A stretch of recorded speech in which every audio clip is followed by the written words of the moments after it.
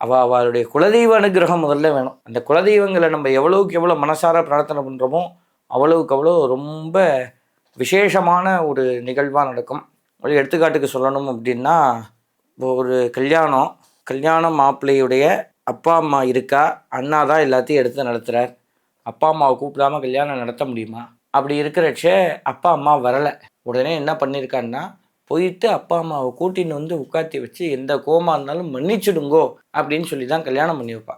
அதுக்கப்புறம் அந்த தம்பதிகளுக்கு அப்பா அம்மா ஆசீர்வாதத்தோட.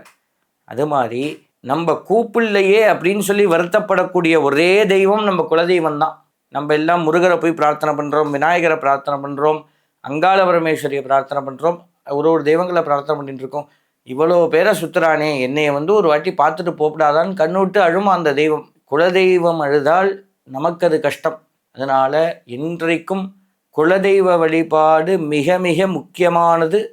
நம்ம சம்பிரதாயத்தில் சொல்லப்பட்டிருக்கு, குலதெய்வத்துக்கு போயிட்டு ஒரு 108 கலச அபிஷேகம் பண்ணணும், ஒரு லட்சார்ச்சனை பண்ணணும், இல்லை புஷ்ப அபிஷேகம் பண்ணணும், சாமிக்கு கிராண்டாக ஒரு அபிஷேகம் பண்ணணும், இல்லை ஒரு 5000 பேரை கூப்பிட்டு அன்னதானம் போட்டு பூஜை பண்ணணும்.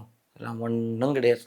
குலதெய்வ கோவிலுக்கு போனீங்களா, போயிட்டு சாமியை கும்பிட்டிங்களா, வாசலில் வந்து ₹1 சூடத்தை வாங்கி படியில் ஏற்றி வச்சு, ஐயா நான் எந்த தப்பு செஞ்சுருந்தாலும், அம்மா நான் எந்த தப்பு செஞ்சாலும் மன்னிச்சுக்கோன்னு உங்கள் குலதெய்வத்தை பிரார்த்தனை பண்ணிட்டு அந்த சூடத்தை எடுத்து கும்பிட்டுட்டு இப்படி திரும்பி போவேல், உங்களுக்கு முன்னாடி உங்களுக்கு பாதுகாப்பாக உங்கள் குலதெய்வம் நடக்கும். அந்த அளவுக்கு ஒரு பிரத்யட்சமான தெய்வம் நம்ம வீட்டு தெய்வம், நம்ம குலதெய்வம்.